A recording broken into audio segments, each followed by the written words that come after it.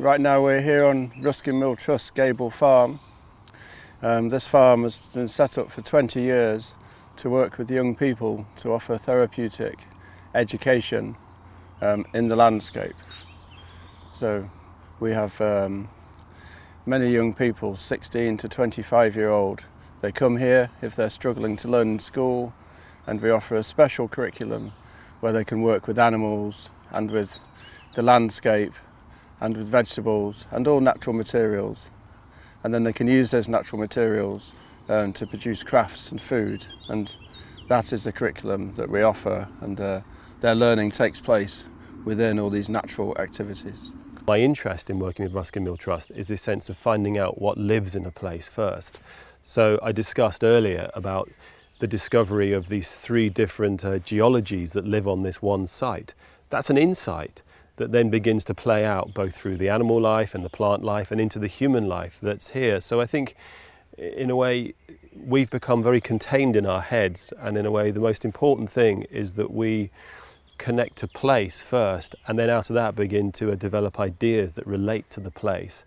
And then you have then you can build a curriculum which works for the kind of children that we're working with here, who are incredibly sensitive to place. In a way, they suffer in the human world because it's noisy and it doesn't have rhythm and it's overwhelming for them because of their sensory issues. So I'd say that in a way the most important thing is to come to this place of asking, who are you, to the place that you're working in, and then out of that to build a curriculum, to build places which actually resonate with that place. Connecting, it's a wonderful social fabric. If we think about metaphors, teasing a conversation, to weave a thread, are so in our language that we learn to communicate through fleece. I can weave a web and I weave a story. I can tell a yarn. So it's a good way of communicating with a neighbour. Within the context of the farm and where we are, our students and anybody who engages with sheep will actually go and see the flock first of all and communicate with the flock and the shepherd. And then they are involved in shearing the sheep. So they take the wool off the animal, and once they have the sheared fleece off, then they will be able to learn how to wash it and scour it, spin it, weave it, dye it. So all these processes need to have communication with somebody else to learn from, and that's a social skill.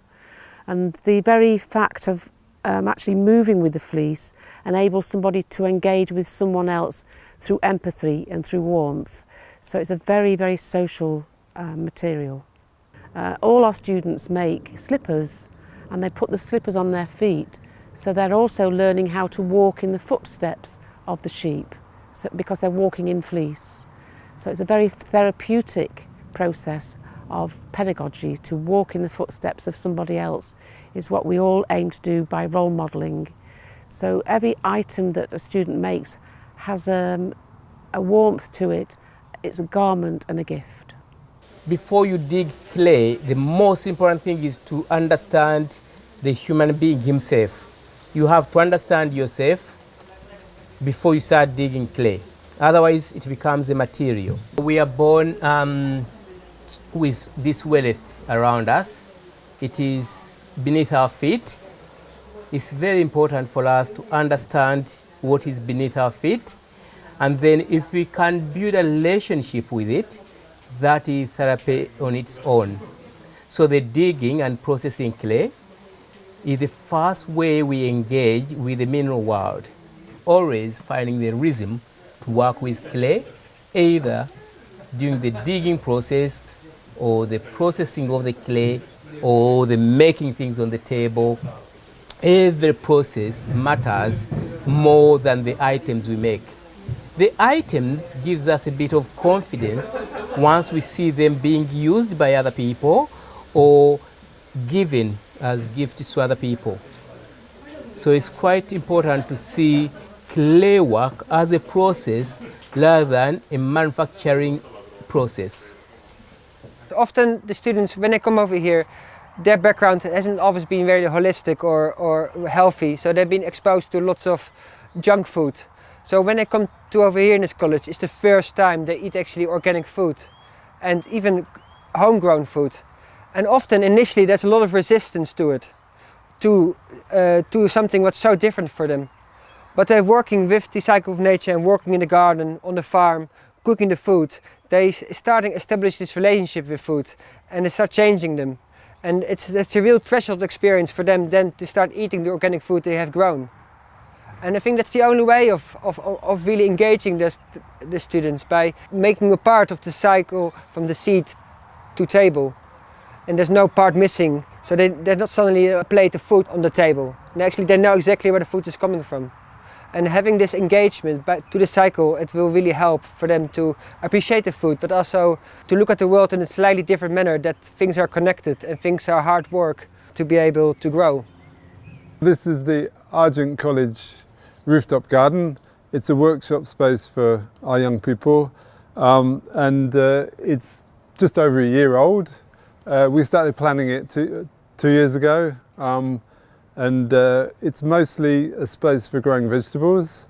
The primary reason for it is as a learning space for our students, and our curriculum is with seed to table horticulture growing as part of a bigger seed to table curriculum in the college, including catering and hospitality and eating together as a college.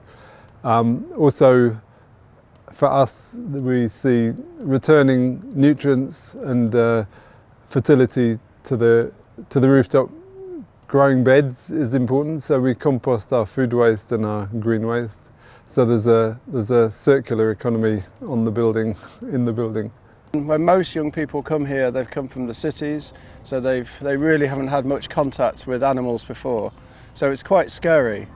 You know, they have to get over quite a lot of fear of animals, whether that's fear of getting dirty, or just fear of the size of the animals, or fear of how the animals are going to behave. So they really don't know.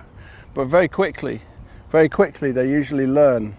They usually learn that the animals are quite safe, even though they're curious, which you can see here. But they very quickly get over these feelings, and then they start to develop a relationship with the animals. And so it's this relationship that the students get with the animals is the important learning. Many of our learners are on the autistic spectrum or have Asperger's, and typical of these learners is they struggle to understand empathy. So they struggle to understand the feelings of other people. So by working with animals, they can understand that another being has needs. We have to feed them, we have to look after them, we have to nurture them. And they can start to do this with these animals. And then we hope that they can start to transfer these feelings of empathy and understanding for other beings to people. So we work in teams and we ask them, well, how do you feel about the other team member? What is their feelings? What is their needs? Similar to an animal. So we use the animals as a way in to understand other human beings and to help them to understand how they can relate in society and maybe access more education and more opportunities. It's the world we live in, which is very centralized, whereby parents don't want their children to get muddy or dirty, or so they are not given opportunities to play in mud. So it's a very big problem. And then they can't engage with understanding the mineral world or nature. It's a big barrier. Schools are stopping quite a lot of these processes because they don't want clay in their space, they don't want cleaning up. So we work in a very clinical environment. That's the barrier, that's the problem. It's not the children, but the adult. The problem is with the adults, because the children takes on what you give them, or what is available for them. They are very creative. But the adults, we have fear. We have a lot of problems which we need to iron out first so that the children can engage the development. The importance of the work is that culturally we're facing major problems. There's an exponential growth in people being diagnosed with mental health problems, with autism on the rise, with attention deficit on the rise, with attachment disorders on the rise, and student body is largely made up of that particular cohort. So as we learn how to work further with those particular difficulties, and we see the successes over and over again of introducing young people who are completely bereft of nature and of how to do things in a practical way and where their food comes from, just as examples, we see that they're able to turn their lives around and recreate new pictures of themselves and new imaginations of who they can become. The farm is a biodynamic farm. It's been biodynamic for 20 years, and here at Ruskin Mill Trust they say that the biodynamic work is at the foundation of all the work that we do with the students. So all the activities come out of the landscape. All the crafts take the materials from the landscape, all the kitchens take the food from the landscape, and all the students, they learn to work in teams and learn to use new skills working in the landscape here. So it's the farm, its main importance is like a vessel, it's like a container which holds all the education that happens here at Ruskin Mill. Without the farm and without the meaningful, purposeful activities which we offer, it would just be educational experiences. And we try to create something a little bit deeper and something a bit more innovative here at Ruskin Mill Trust. The big vision is that the Ruskin Mill method of practical skills therapeutic education has got something to offer into a bigger picture of education and a bigger picture of research for young people and for teachers. So out of this building there's several courses which are being run by Ruskin Mill Land Trust. There's a teacher development course, there's a pedagogical benefits of craft course, there's a biodynamic agriculture course which is growing the land, growing people. That's all about the therapeutic benefits of working on a biodynamic farm. There's a food and nutrition, holistic practices in nutrition training. So as you can see, the field centre is a vessel for these pieces of development, both for staff and for people who are interested from outside of the organisation as well. To have this education on the moment it's quite privileged because it's a very expensive way of educating people, because we have so much land and the classrooms are very, very small. We have 3 or 4 students per classroom. But in the ideal world, we all should be able to do this. We all should be able to be exposed to the cycles of nature, working with nature, to be able to create a wholesome person at the end. And instead of having a very specialized, looking only at certain subjects like literacy or numeracy, but actually to widen the spectrum of learning and include nature in that. Well, if Ruskin Mill's method of education is about connecting and about building relationships and building resilience in people.